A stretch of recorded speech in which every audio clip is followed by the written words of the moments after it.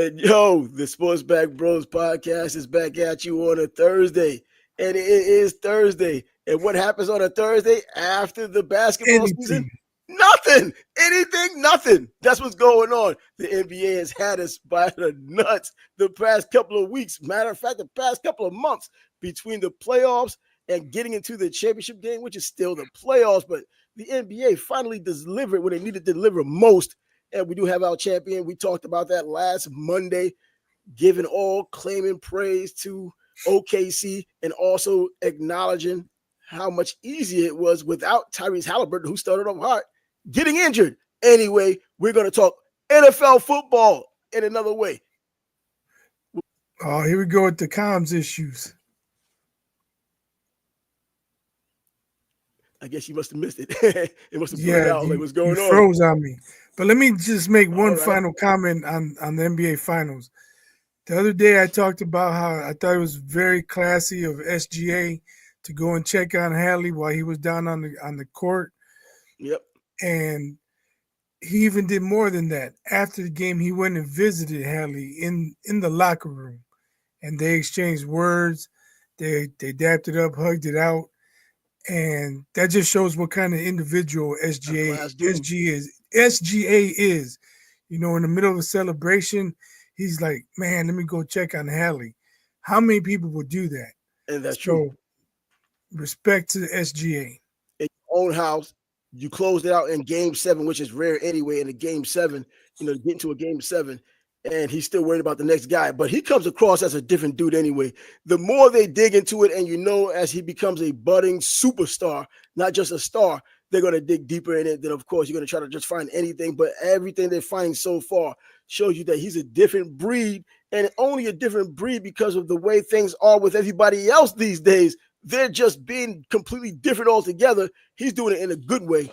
And SGA isn't doing anything to hurt his image right now. They talk about his marriage. They talk about his unassuming nature, having this, I think a Toyota, a Corolla or something like that with all this money he's making.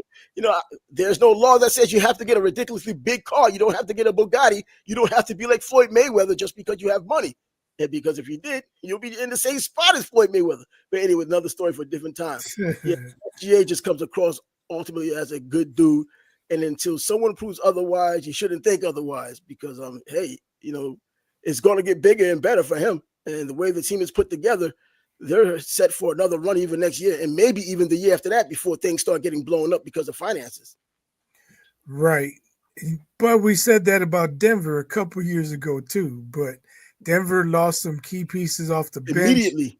Yeah, so they obviously couldn't keep it up. We'll see what happens with OKC. But anyway, let's get to these running backs. Yeah, the running backs. We wanted to talk about the most underrated, since everybody's always talking about the overrated and just pure numbers, who's the best out of overall. Who's the most underrated running backs, not just this year or last year, but in the history of the NFL? And I know there's some people who can go way back. If you have somebody who's 70 years old, they'll go way back and they'll start talking about players that, come on, man, wore leather helmets, and we don't need to talk about that. Be reasonable. Talk about people that we know about. You can go back to the 70s. You can go to the 80s, of course. But yeah, don't get too ridiculous just to show that you know something. But anyway, we can start it off. We're not talking about it in any particular order. Just throw those names out there. And what do you remember these guys for? Hell, we're getting a little bit longer in the tooth these days. So there's a whole lot of running backs we've seen over decades and can tell you about them as we talk about them. We're not worrying about YouTube. We've seen the guys play. So the first name I want to throw out might be a little bit controversial, but what do you think about O.J. Simpson? Does he get all the respect he deserves from the football field? See, and I asked this because the other day I saw a question. It had 4 2,000-yard rushers. It's okay. The other day I saw a photo. It had 4 2,000-yard rushers asking who had the best season, and OJ wasn't in there. And I'm like, well, isn't OJ the only one that did it in 14 games? Yeah. So obviously the right answer was not part of that question. That's true. And if you want to be extremely technical, Barry Sanders did it in 14 games, 2 out of a 16-game season. Those first 2 games, he had 54 yards only. The last 14 games, which would be the 14 games OJ played, he got 2,000 under the nose. But you know what? It still was part of a, and not only that, OJ still went over 2,000. It wasn't just 2,000. Barry had 2,000. OJ still had, 2009, I think it was, 2007. Something Anyways, like yeah. that. It was OJ, 200 something. I don't know how anyone can leave OJ off of any list, but in terms of being underrated running backs, if I threw any underrated running back, the name I keep seeing and the name that I know up front and personal, Fred Taylor, man. He has to be the most underrated running back in the NFL or has played in the NFL in the past 20, 25 years because he has Hall of Fame numbers if he were in New York, if he were in Chicago, even if he was in New England or Philly or one of the bigger cities, but he was in Jacksonville. And because of that, and even though the success Jacksonville had with him, they didn't give him the props he had in terms of the overall public, didn't give him the props he deserved. So he's just one of these players, over 10,000 yards rushing. And if you just look at highlight films, phenomenal with all of his highlights, especially after what he had done to the Miami Dolphins and Dan Marino's last game, just ate up the Dolphins by himself pretty much. Yeah, Fred Taylor was a monster, man. Is he in the Hall of Fame? No. He's not in the Hall of Fame. He's going to get in it. He has to. There's no. He definitely should be, in my opinion. So, I don't really think of running backs as underrated. I was thinking more along the lines of forgotten running backs. You know what? Like people that nobody hardly ever get mentioned. And that's true. That's true. And I'm not saying that any person I'm going to rate or mention it was an all-time great or should be considered an all-time great, but it's just somebody who was really good and people never talk about. Yeah, you know what? That should have been it. It should have been it. It should have been underrated. You could kind of slash underrated, but yeah, the most, I don't know, they're not talked about as much. And when they were playing in their day, they were getting the props or getting close to the props during their day. If you're living in the moment, they were getting their props. But now, if you had a conversation, these are players you don't mention. One of those names I saw today was Natron Means. Natron Means. It's That's funny a dog right there. When I was talking to my coworker about the show today, that was one of the names I mentioned. Yeah, the Natron. The way Natron Means played, I know he had that little bit of alcohol problem on the outside. Well, it's never little. It's an alcohol problem, but he had that on the outside. That probably impacted his career.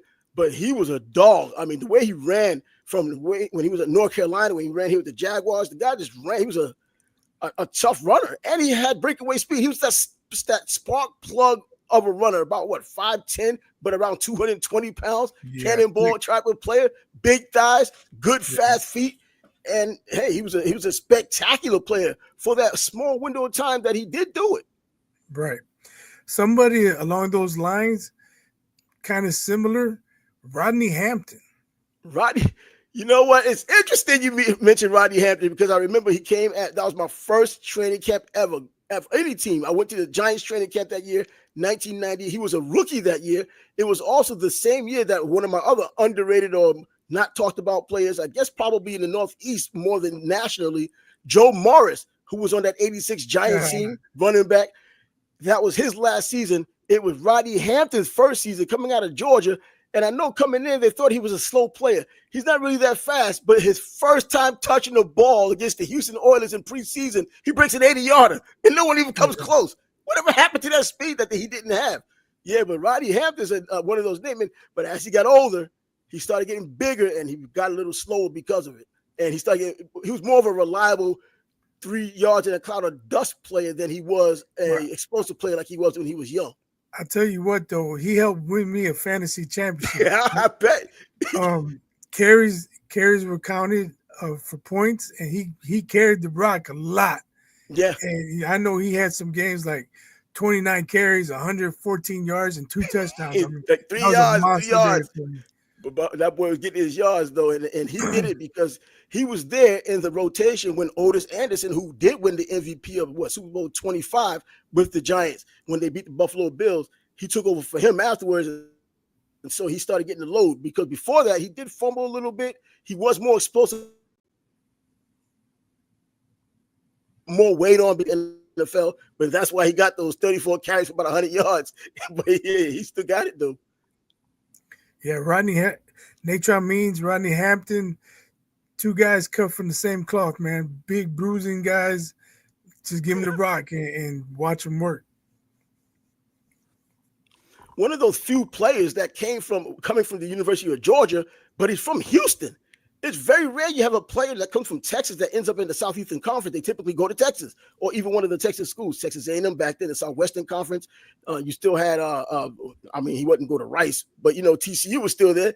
But that's typically where those players would have gone back then. But he ended up at Georgia, so and he had a damn good career at Georgia that made him a first-round pick for the Giants and got himself a Super Bowl his first year, even though it was Otis Anderson who was the bell horse for that team at the time. But there's another player in your own backyard I thought you'd bring up, Neil Anderson. Well, the show just gets started. Okay. I was going to get to the Bears. I thought he was your guy, so I thought that was someone you put out there first. I was like, bro. Well, you said Natron, and it made me think of Rodney Hampton. Actually, both of those guys were on my fantasy team. But Natron's getting a touchdown. So I asked my coworker, Neil Anderson or Matt Forte? He's like, "Oh, I don't know." Whoa. But the question is, we never saw Neil Anderson catch out of the backfield like Forte did. We don't know that he couldn't. It just wasn't the style of offense they ran back then. But since we're on Bears running backs, Neil Anderson, maybe not great, but really, really good. Really good. Same thing for Matt Forte.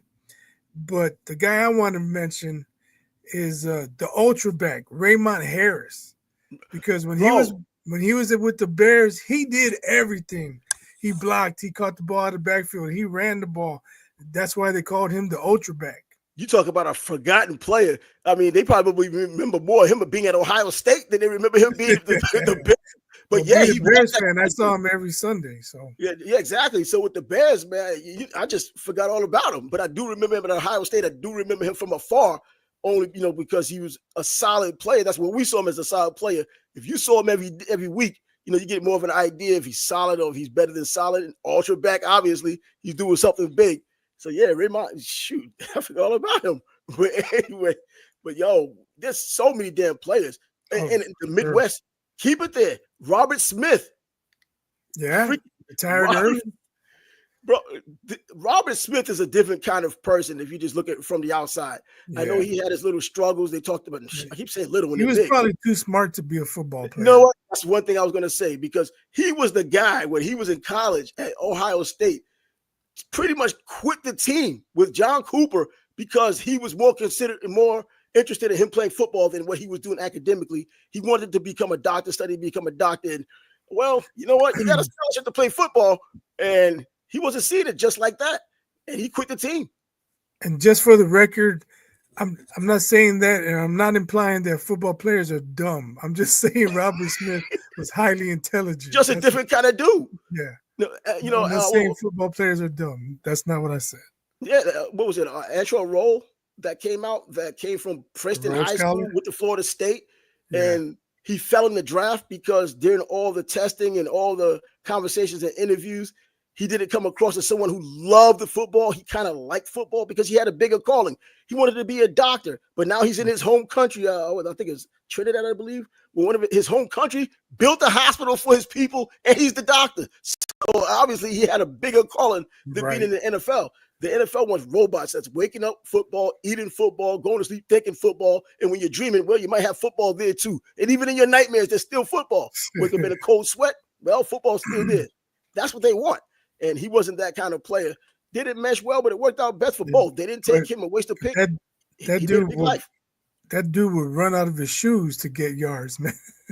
this dude's he's a You're talking about Robert Smith. Oh, Robert Smith. Robert Smith, we saw him run barefoot before, and the speed. I had a friend of his, a friend of mine when I was in college who ran against him in track. And this little dude, Jimmy, was blazing fast. And he was like, yo, bro, I came in like ninth place. And Robert Smith won the whole joint. Now I'm like, bro, man, you leaving us here like we freaking homeless.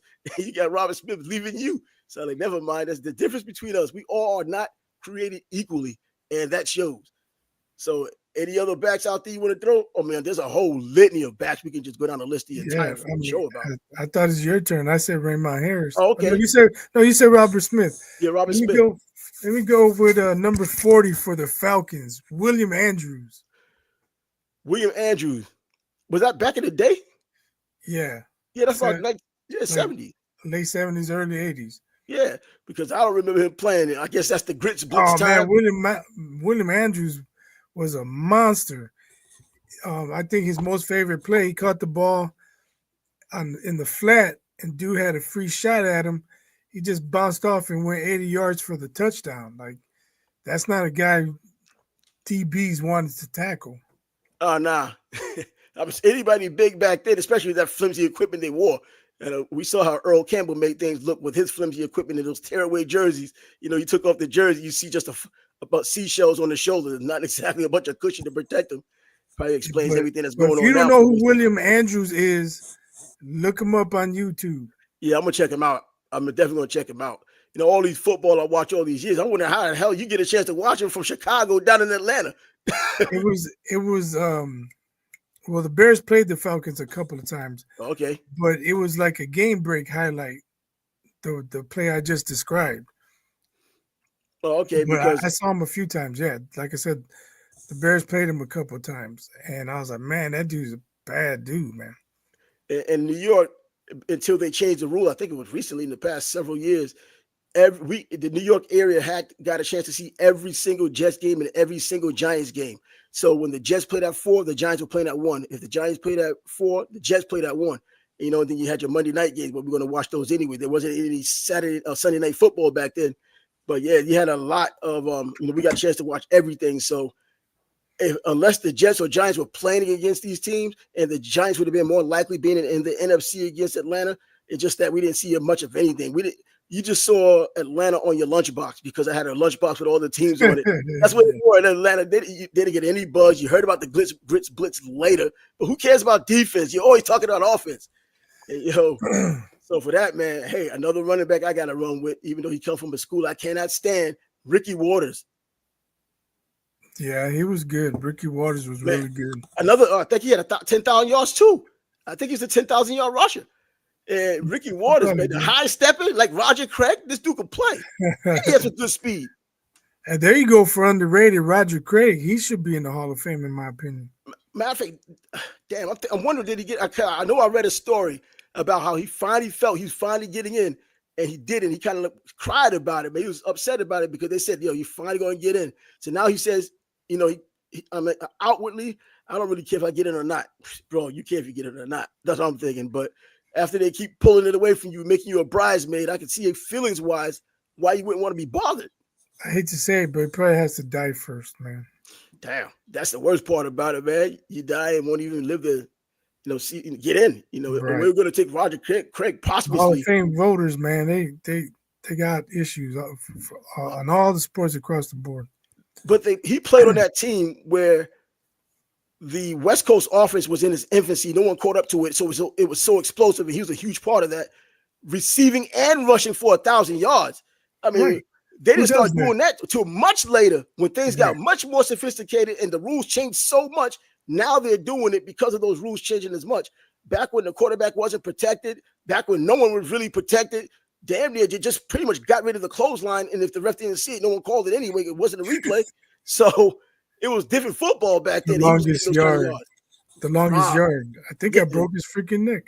Yeah, exactly. That's what it would have been. But yeah, man, that's my guy, Ricky Waters. So right now, I think it's between Fred Taylor and Roger Craig as the most underrated running back. Yeah. Ricky Waters slide him in there, I think, a little bit. Because does he have a Super Bowl with the San Francisco 49ers? Yeah, he won with Steve Young. Yeah. I think they beat the Chargers. Yep. But who was I? I can't think of who I was gonna say now. Oh, I gotta mention him. I don't know if you remember him. There's a movie about him, saddest movie I've ever seen in my life. Ricky Bell. Ricky Bell, yeah. I remember former USC Trojan, played for the Buccaneers. Yeah. They made a movie about his life because he died from a rare, I think, muscle disease. It was like Bart. It was like Ernie Davis, same damn thing.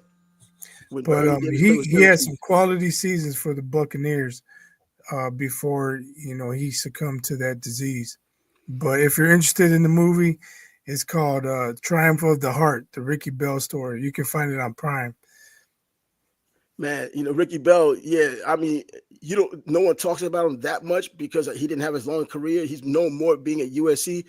James Wilder ended up playing for the Buccaneers as well and doing well there for as well as you can do with the Buccaneers because no one did well there. It was just bad.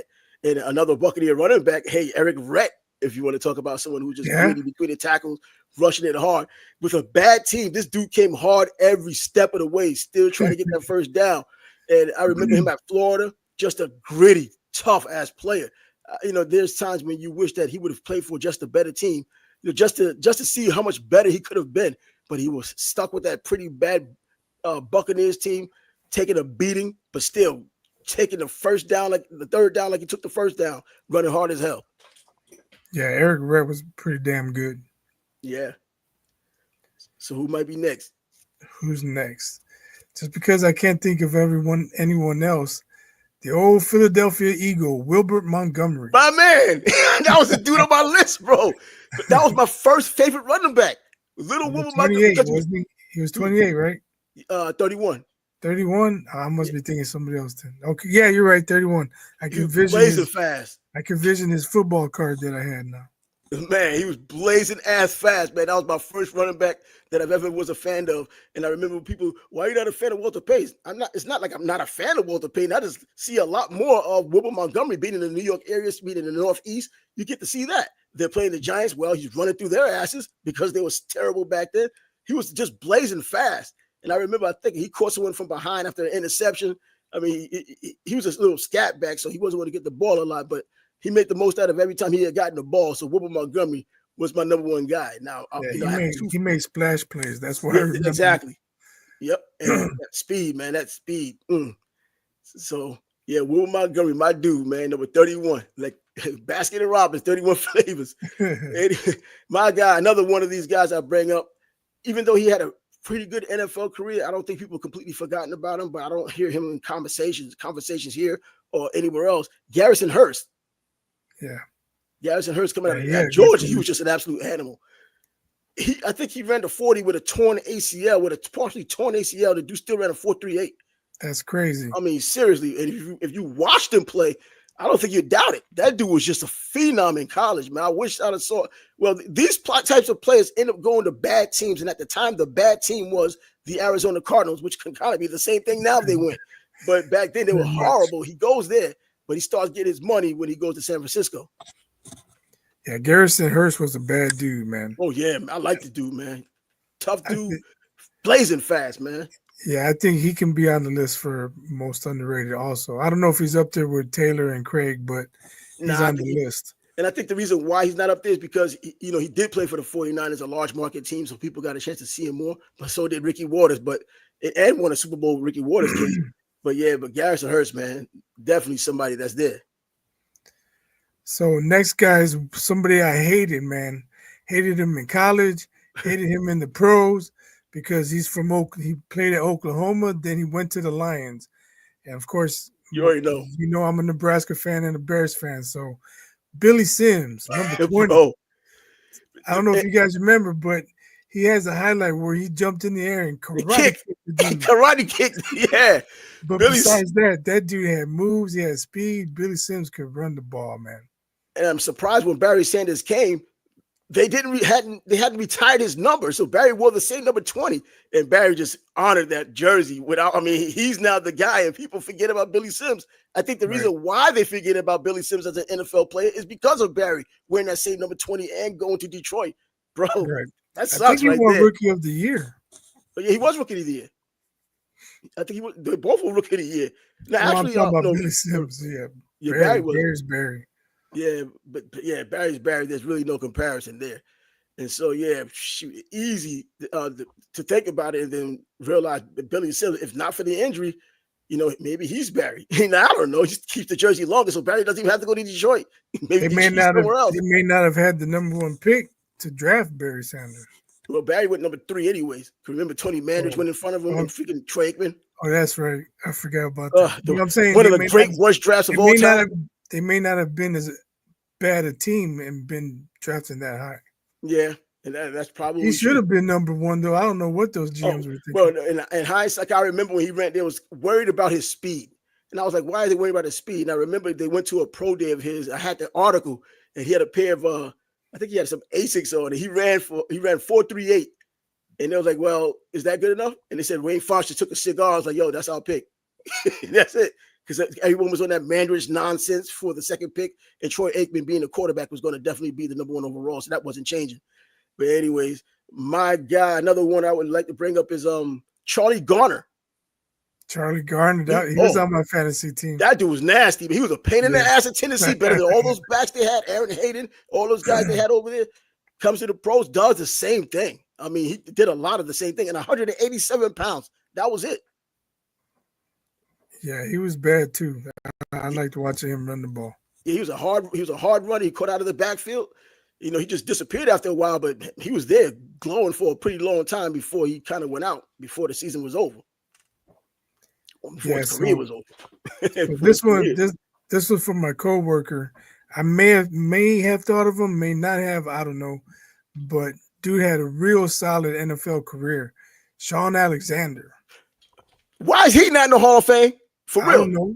This dude's getting touchdowns after touchdown. I remember him as a high school player coming out of Kentucky. He was like a phenom. I think he ran for 3,000 plus yards as a high school senior. 3,000 plus yards in Kentucky. Man, and then he goes to Alabama of all places. Well, he wasn't going to go to Kentucky. Who the hell? That's a basketball school. He goes to Alabama. Well, the rest is history. And then I heard them talking about how he was soft. This dude runs between the tackles, and he had those touchdowns primarily running between the tackles. He's too soft. How did that happen? I don't know. When I hear soft running backs, I think of Franco Harris, only because Jim Brown. Jim Brown was giving them the business in the media, and then I think Franco challenged him to a 40-yard dash. Jim Brown, I don't even know how old he was at the time, but he's like, if I try to race you, I'd win because you'd run out of bounds before you got to the finish line. Oh. So Jim Brown beat him? No, Jim Brown said there's no point in racing because OJ would run out of bounds. Damn, that's so craziness, man. Yep, he threw those names in there already. He talked about who you talked about. Yeah, we talked about Forte and Neil Anderson. Thanks. He asked me, he was surprised I didn't mention Bears or Neil Anderson because I'm a Bears fan. I said the show had just started. I only given one name. Yeah, anyway. I know. I thought because Neil Anderson was already up there, that's why I brought him up so early. Like, man, I thought it'd be like your first one or two because I thought Fred Taylor was a consensus. I was trying, and although my name is biased, I try not to be biased. So I want to show of all Bears players.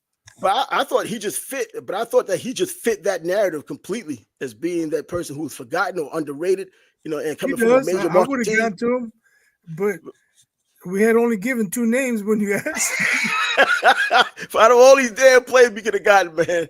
So, well, hell, that leaves me to add one more player. Well, another running back, Freeman McNeil. I know he's a former Jet, but being in a major market, the dude's ribs just didn't hold up. But he was a damn good player when his ribs was holding up and he wasn't injured. He between the tackles outside, he did pretty damn well. Then they brought Johnny Hector in from Texas A&M to give him a spell. But Freeman McNeil, as long as he was healthy or completely healthy, he would do well. So, yeah, that's one of the names to throw out there. But there's just so many more names, man. So many more players. How about he's probably more known for fumbling the ball, but Ernest Biner and Kevin Mack. And that Browns backfield. Those were some big dudes back then, man. Kevin Mack was one of my dudes. That was one of the guys I was going to bring up, Kevin Mack. But Ernest Biner, fumbling, bro. Come on, your career. And he did well in between. He had 1,000-yard seasons. He was a tough dude between the tackles, but everybody remembers the fumble. I mean, it's simple as that. And It's like that's Bill Buckner. Bill Buckner had a hell of a baseball career, but everybody knows him for between the letting the legs, ball go boys. through his legs. Shoot, man, it gets by Buckner. I can't believe it, man. When I watched the JV do that back in '86, I'm not a Mets fan, but when the JV does something good, I'm there for it. The Red Man. Sox should have known better than to have a Cubs player on their team when they needed a play. Here's Carlos, who's a legitimate Jazz fan. Fred Taylor was the first player mentioned today. Yeah, he was the one who set the benchmark here. Fred Taylor definitely needs to be in the Hall of Fame, let alone underrated or whatever else that comes with it. He's going to get in the Hall of Fame. Tony Baselli, his teammate, just got into the Hall of Fame. The first Jaguar to get in. He's definitely going to be next. And then Jimmy Smith somewhere way down the line, just because there's so many wide receivers waiting in line as well. So Jimmy Smith probably deserving just as much. But anyway, who would be? Did you bring up your running back? Yeah, I said Biner and Mack. Oh, Ernest Biner. And let me see. How about you know what? It's a pretty recent player, Chris Johnson. Yeah, but people talk about. Yeah, people talk about him though. I mean, he was blazing fast, and he had that monster 2,000-yard season. Yeah, I mean, they talk about him when they talk about blazing fast, but when you talk about good running backs, when like right now when Derrick Henry got over 2,000 yards for the Tennessee Titans, they didn't bring up Chris did it too. I didn't hear too many of those. It was all completely about what Derrick Henry had just done. It wasn't too much talk about Chris Johnson, and that was his team first. Yeah, you're right. I don't hear too much talk about him, but I know when he was playing, like people loved him on Madden. Oh, his blazing fast speed, man. Who's EVP? I don't know. Probably another Carlosism. EVP, what does that mean, man? Put us on. I don't know. Who is EVP? And the M isn't close to the M. The M isn't close to the E, so you didn't make a mistake with the MVP. So on the type it in. This guy. So I'm gonna give another name that my coworker gave to me. I would have thought of him because he is a Nebraska guy. Amon Green. You know what? Amon Green, man, just short of 2,000 yards for his career, 10,000 yards for his career. And he had the injury problem, but he did wonders playing with Green Bay. I didn't think he was going to be that kind of player. I hated he went to Green Bay, man. I didn't think he was going to be that kind of player, man, because I was like, that's a plug-and-play player down in Nebraska. He just the one who took over for Lawrence Phillips, that took over for Lawrence Phillips when he had his issues. They was like, yo, just put Amon Green in. Amon Green was very talented. Yeah, exactly. He just didn't drop. He even averaged more yards per carry than Lawrence Phillips, who was in college just on another planet by himself. Yeah. I don't know what happened to Lawrence in the pros, man. Rest in peace, LP. I think it was a lot of that stuff in his head, man. He's had too much going on in his head in the demons. NFL. Yeah, that's what it was. The demons in his head, because in the NFL, when you get to that point, regardless of how talented, you got to be obsessed. You got to have just football on the mind. This guy had everything but football on the mind. Man, and no one's exempt from that type of thing. I mean, look at Justin Tucker now. 10 games suspension. He can't keep things just football. He's a damn kicker. What are you going to do with him? Let me see. How about this one? Since I thought of him since Lawrence Phillips was a Ram, Wendell Tyler. Oh yeah, now that's a solid back you don't hear anything about. You don't hear anything about Wendell Tyler. And up until now, I haven't heard about him in years. Probably a decade or more, and no one talks about him.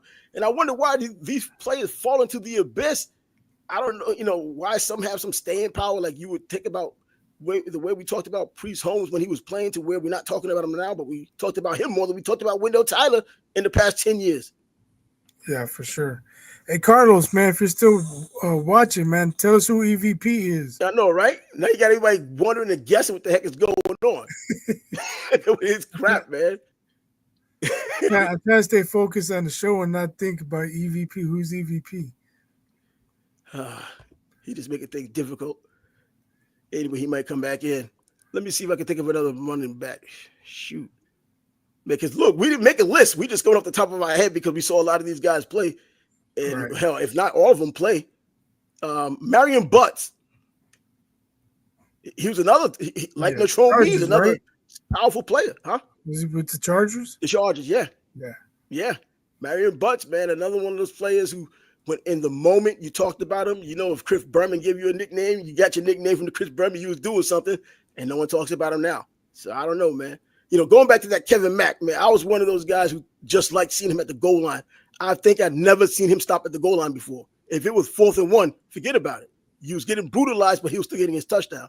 He might get brutalized, but he was still getting his touchdown. He was a big, strong back, and that was a big, hefty backfield. If you're talking about an elephant package, that was it. Put some tight ends out there, just Kevin Mack and Ernest Biner. Bro, that was it. So speaking of big, this dude was badass before Steve Atwater got to him, but Christian Okoye. Oh yeah. Nigerian nightmare. Azusa Pacific. That's the college he went to. Dude never even knew about what football was. He was just a specimen on the track team. And when you're a specimen, kind of like if you watched the NBA draft last night, what's that kid from Duke? They were talking about the African kid. He was just walking through the street and somebody in the motorcycle says, "Hey, why don't you play basketball?" And the dude goes and starts playing basketball. A few years later, he started in 2019. The dude's in the top 5 pick now in the NBA draft. Come on, man. But you have to have those measurables as well. I mean, he's not like he's only a 5'8" guy, 5'8" or 6 foot guy. Somebody that says go play basketball. 6'11". That's what I'm saying. So yeah, but a hell of a damn story nonetheless. But yeah, man, the NFL, man, you got some tough running backs there that you just forget about. And in the moment, man, and luckily we lived long enough and watched enough games to where you could live in the moment and you could hear the news in real time and know how the feeling of a player was. Like when you talk about Priest Holmes, pretty much a footnote of history now, but when he was playing, they was talking about how phenomenal he was, how great he was, and the dude was a scoring machine. He couldn't be tackled. Everything just worked out for him. And at Texas A&M, I believe he was at Texas A&M, he did some good work, but nothing to lead you to believe he was going to be the professional player he ended up being. Yeah, I'm sorry. I was thinking about trying to think of my next guy. Shoot. Let me see. We gotta go down. Go on a freaking just a litany again. Well, I mean, if you start talking about other players, because I think like Ricky Williams, people would talk about him only because of the nonsense that happened off the field, not too much on the field. But I don't think he's somebody who's forgotten. You bring up Ricky Williams, people say, "Oh, they either bring up what happened with Mike Ditka, with all those draft picks with the Saints, or they talked about how he ran all that time and the suspensions he had because of the weed smoking, and he retired because they used him too much." He was complaining after that, carrying the ball so much, man. Shoot, Jamie Morris still holds the record, though, for the most carries in the NFL game. He carried the ball over 40 times. Jamie Morris, Joe Morris's brother, still holds the record. And he was another one of those cats, got like 100 yards and change off of 44 carries, I think it was. Ricky Williams had better years in New York with the Dolphins than he did with the Saints, didn't he? Oh, yeah, absolutely. That's the reason why he ended up with the Dolphins, is because he didn't do much with the Saints. But somebody just came and bailed us out. Did I ever tell you my Ricky Williams story? Larry Johnson. That right there. Is he underrated, though? I think so. This is the first back from, in my opinion, other than Franco Harris, and he played on that Pittsburgh team, the Penn State running back always got rocked. They always talked nonsense about the Penn State running back. Larry Johnson got rid of all that nonsense when he came to the NFL and did it long term. The other Kurt Warner from Penn State, he was a very solid back, but he played for Seattle. Larry Johnson, he did his thing. I just can't say he's underrated. When we did our top 10 running backs, he was in the top 10. So yeah, but in terms of people who you talk about these days, great shout out, man. Larry Johnson was a bad motherfucker. Oh, was he, man? I saw all these running backs coming out. Leroy Thompson coming out of Penn State, and even Kurt Enos coming out of Penn State. You thought they were going to be the next something, and these Penn State running backs just didn't give you anything. Now, I mean, you have Saquon Barkley, and a little bit of me saying that he might not do that well is because he came from Penn State, but he put a little lid on that joint. He may be headed to the Hall of Fame now. Yeah, there's no ammunition to back that story. None. Hey, if I'm going to be wrong, you better be wrong big. That was a big getting it wrong issue. So, yeah, Saquon, and hey, man, you don't got to worry about me. Never did. That's probably why you got all the yards you got. Anyway, man, so let me see. Larry Johnson, a nice little shout out there for another one of those lost names But Sean Alexander's, bro, that was a name from the past and So should I be in the just Hall of got a Fame. question. I probably underrate him myself because I see this dude get a lot of love. Jerome Bettis. Now I'm not saying he's bad. I just don't think he's like top 10. I don't know if I've, he's top 15 I've or heard 20. that. I've heard that, man. I've heard people saying that he doesn't even deserve to be in the Hall of Fame. They was like, man, he was just 3 yards in a cloud of dust. They must have forgotten the early years with St. Louis, and they must have forgotten the early years with the Pittsburgh Steelers. Towards the end, he got banged up a lot. I remember that one playoff game. They gave him a shot, and it pinched his nerve by accident. He like fell off the table or something, couldn't walk, so he couldn't even play in the playoff game. I was like, it's craziness. But yeah, but at college especially, I mean, he made his whole name on beating the hell out of Florida by himself in the Sugar Bowl, and that was 1991. I remember that. Remember that very clearly. But anyways, yeah, Jerome Bettis, man, his son plays for Notre Dame now, but he's not his father. But yeah, man, Jerome Bettis is another one of those names. Now, another running back you can throw out there that probably his name gets props because he's who he is. But in terms of his production, I don't know what to say. Herschel Walker. Yeah, I think he's rated about where he needs to be. You know, see, he played in the USFL and got all those yards, 1,800 yards plus and all that. And then he comes to the NFL, and they really act like they didn't know how to use him. But then they made that huge trade because he did get over 1,500 yards with the Dallas Cowboys before they traded him on that bad team, that 1-15 team. He goes to Minnesota. He's the one running again without the shoe on, like Robert Smith does. He ran without the shoe on a kickoff return, and then it kind of settled down. Then he ended up with the Philadelphia Eagles, and then with the New York Giants. He's been, man, based on what he did in college, he just couldn't give you an encore in the pros. I think the expectations were so freaking high from the first time he stepped on the football field as a true freshman at Georgia. His first touchdown running over the old Bill Bates from Tennessee, number 40, trucking him over for his first touchdown. And then he gets to the NFL. And even if unless he got 2,000 yards or more, you're probably not satisfied with just seeing him getting 1,200 or 1,300 or even 1,500 like he did. Yeah, that's a good point. But it seems like he went to Minnesota. He had a couple of decent seasons. Nothing to justify the picks. No one's going to justify those picks. Eddie George. Oh, Eddie George, another one. Another one who should be going to the Hall of Fame. I know it looked a little lethargic the way he ran because he's just a bigger dude. It took him some time to get going. He's not like Derrick Henry, who takes a little bit of time, but he still gets it going. He's gone. But Eddie George, definitely someone on that list. I mean, you go back to his Ohio State days and that phenomenal team. Ohio State still couldn't beat Michigan with all that talent they had, including him. But yeah, to say, how phenomenal could they be? Who, talent-wise? That Ohio State team. They were talented, like out through the roof. See, I heard a backstory of why it didn't happen. So, at least if that backstory is true, then I can see why. I can't comment on Eddie George for two reasons. I believe he has Tommy Frazier's Heisman Trophy, and after he got punked by Ray Lewis, I lost respect for him. I mean, Ray Lewis is a badass dude, but it's the playoffs. You can't just give the football and let him go for a touchdown. No. He did it on purpose. That's how it comes across. Now, Eddie George is a big dude, man. I tell you, when I saw him in the locker room, and the ill thing about it, when I went to the locker room, they played here in Jacksonville, so you're in the visitors' locker room. You see he's right next to Steve McNair, and then right across is freaking Javon Curse. And all I can do is look at Javon Curse's hands because I read an article years ago that he had the biggest hands in the NFL combine history. From his pinky to his thumb was 12 inches, a whole foot. So all I can do is look at his hands like, damn, if he decides to Deacon Jones somebody's going to die. For real. He's going to knock somebody's hearing out with that joint. But yeah, man. But Eddie George was really good. I can admit that. He was damn good. And he ripped too when that dude lived in the weight room. I had known somebody who worked out with him. Well, he played for Duke also, Alexander Wade. Now, Dr. Alexander Wade. But anyways, yeah, he talked to me about working out with Eddie George, and they were both two Philadelphia dudes. Yeah, but anyways, Eddie George, is he still with Tennessee State? And I know this is plethora of I forgot that he was the head coach. Yeah, right. He was the head coach of Tennessee State. Everybody's trying to hit this prime time coaching thing now and thinking they're going to get the same results. You have Mike Vick at Norfolk State, but that is his hometown though, so there's no big surprise there.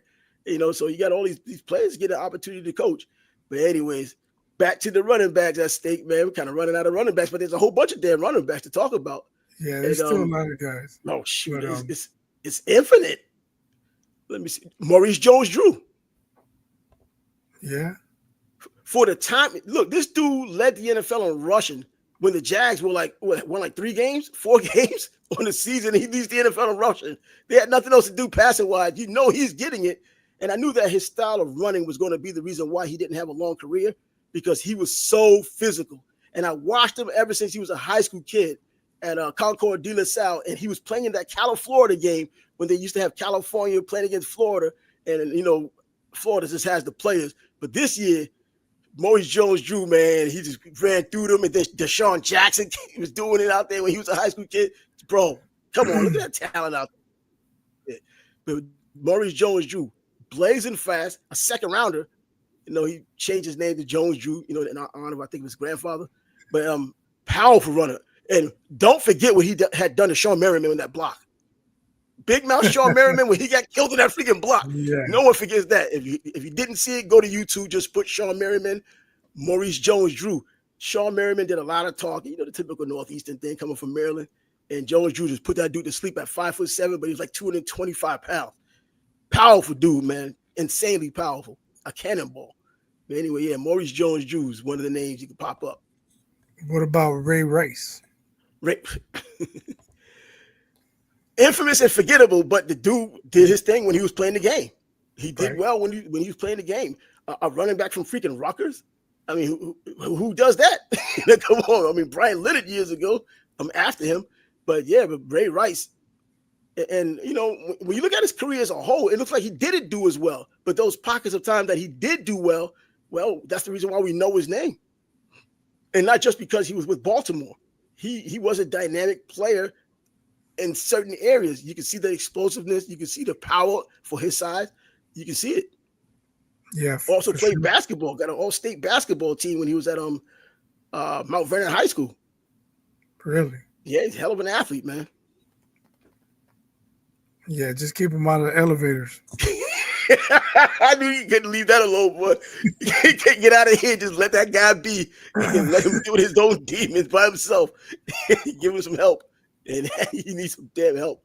But yeah, Ray Rice is one of those guys. Let me see. God, man. Napoleon Kaufman. Kaufman. I hated what Ken Norton Jr. did to him, man. That play was over, and he gave him the extra, yanked him through the pile and jacked up his knee. That was messed up. Yeah, another Raider with a jacked up knee. No, that was Napoleon Kaufman. I think he got mixed up with Napoleon. Was it God? The other Napoleon, man. The one who came out of Navy, Napoleon McCallum. No, I thought he did it to Kaufman. Who tore his knee on Monday Night Football? Yeah. His leg. Yeah, that was Napoleon McCallum. Oh, was it? Oh, my bad. Okay. Kaufman from Washington. Yeah, Napoleon McCallum had that bad knee, and Napoleon Kaufman, he was just a blazing fast dude that just got beat up a little bit behind that Raiders line. He was a phenomenal, absolutely phenomenal, one of the greatest, at least on paper, high school football players ever from Lompoc High School out in California. A Missouri guy, by the way, but he was blazing fast. He's a pastor now. So, he's a pastor. Has been one for a long time. He also coaches, I think, a Christian school. But his blazing speed. He came out, I think it was 91 when he came out of high school, went to Washington. He and Beto Bryant were in the backfield together. Mark Brunell was the quarterback, and Billy Joe Hobart quarterback as well, because Mark went down. Billy Joe came in. They won a national freaking championship without Mark Brunell, their quarterback. But he was nasty, man. This dude, Napoleon Kaufman, 185 pounds, bitch, 405 pounds.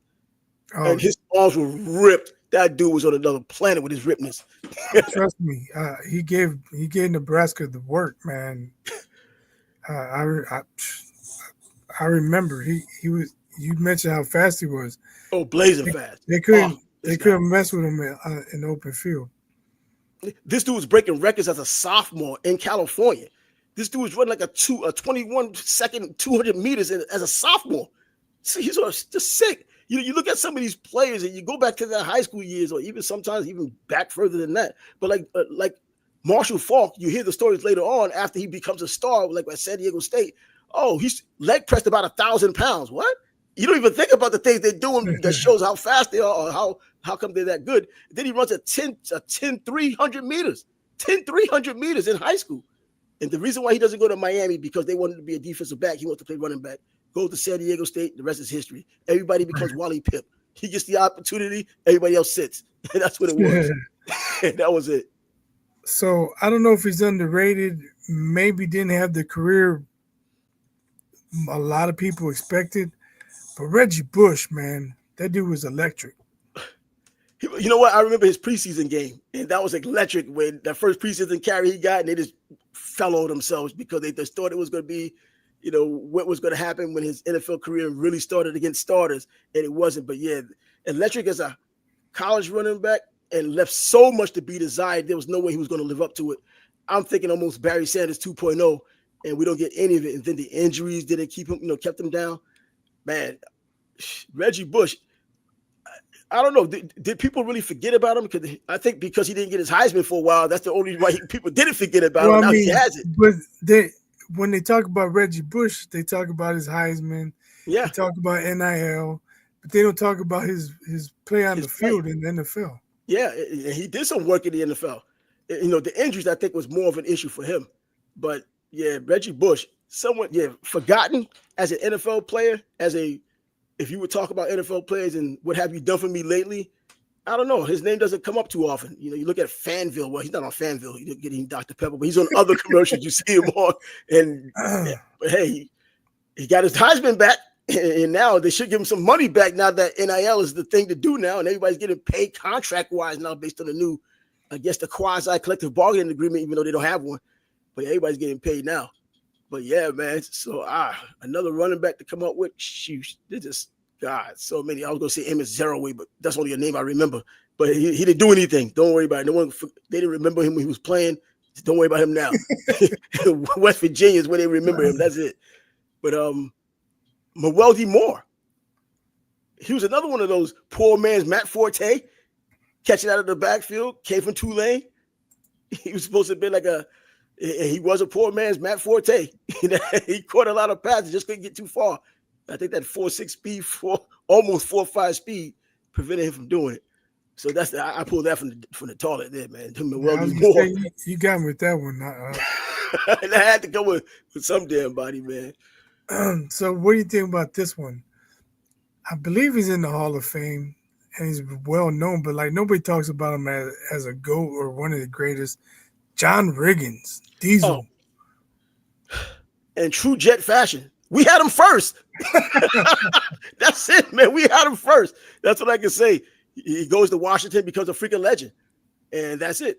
And I can't stand how some people look at his yards per carry average and they just think, man, he was just a brute. Bro, that's what he needed to be back then when the Hawks was playing the way they played. When you had the double tight ends and all the other stuff to keep Lawrence Taylor away, first of all, but then to be able to have advantages for a power running, and that's what he was doing.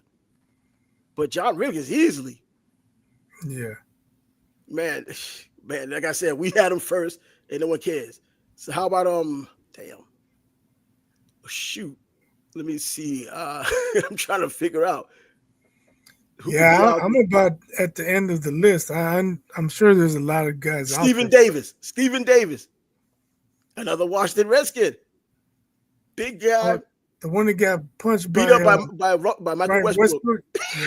Yeah, he got him to beat in front of everybody because he was talking some nonsense. Did he really have good seasons though? Huh? Did he really have good? Yeah, he had some pretty good seasons. Yeah, and the reason why he even got the hype to start with is because they compared him to Bo Jackson. He was another player from Alabama. From South Carolina. He's from South Carolina. Went to Auburn. He's from Spartanburg, South Carolina.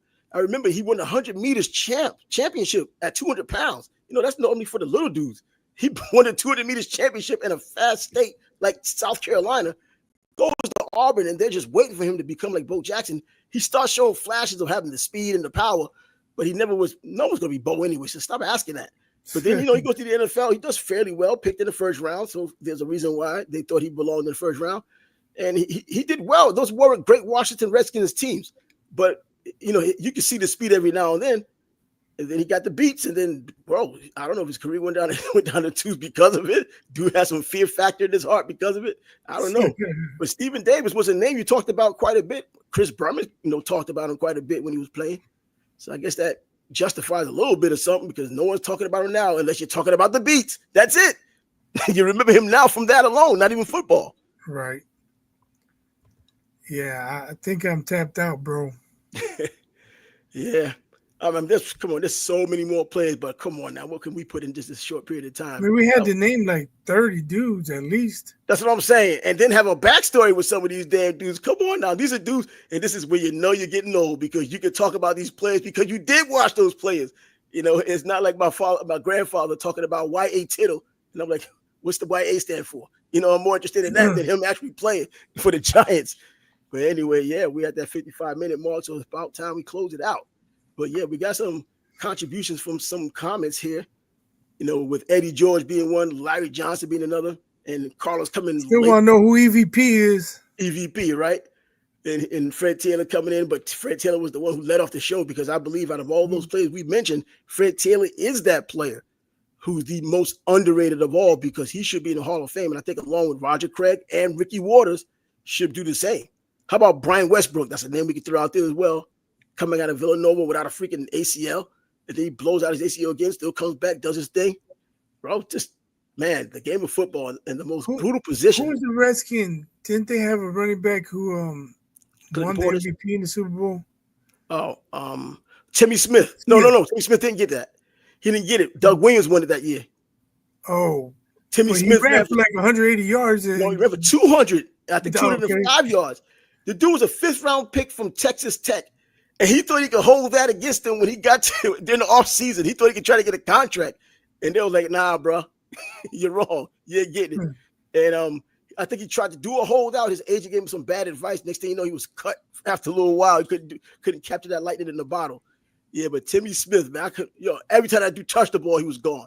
It reminded me of when what's that kid, that dude Vaughn that played for Michigan years ago, John Vaughn, when he played that game against Notre Dame and just kept running these chunk yards. Like, who's this guy? And he was just getting a whole bunch of big yards, just showing it up. Yeah, but that's who he was, though. Timmy Smith. You talking about a comment or a one-hit wonder? Yeah, he was that one-hit wonder. Yeah, that's true. So, anyways, that'll be the end of this show. But I think it was a pretty damn good show. Just going by memory and just going through these players, not having a list in front of you, don't have the stats in front of you, just kind of knowing, watching these guys play. Much more intimate that way, not artificial. Anyway, he's biased. I'm Trav, and the Sports Bag Bros podcast will be back at you on Monday. So let's see what happens between now and Monday. It seems like these sports gods kind of give us gifts. With Jake Paul fighting Julio Cesar Chavez Jr. on Saturday, may there be something to talk about on Monday? Wait, while we're on it, I'm seeing reports that if Jake Paul beats Chavez Jr., he's going to get ranked. For being the guy who hasn't fought in how long? A guy who's not ranked. He's fighting a guy who's not ranked. He gets ranked. Because he beat an actual boxer? But, Chavez Jr. better not lose to this dude. There's no way he should lose to Jake There's Paul. No way he should. I was just talking about it a little earlier today. He should not lose, but his laziness. Man, the dude has talent. And I'm not going to watch. Your father every time.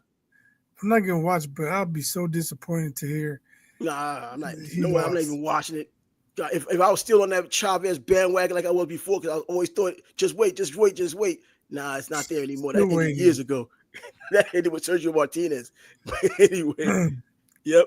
And that gives us the time to, head on out until Monday. So until then, deuces. Peace.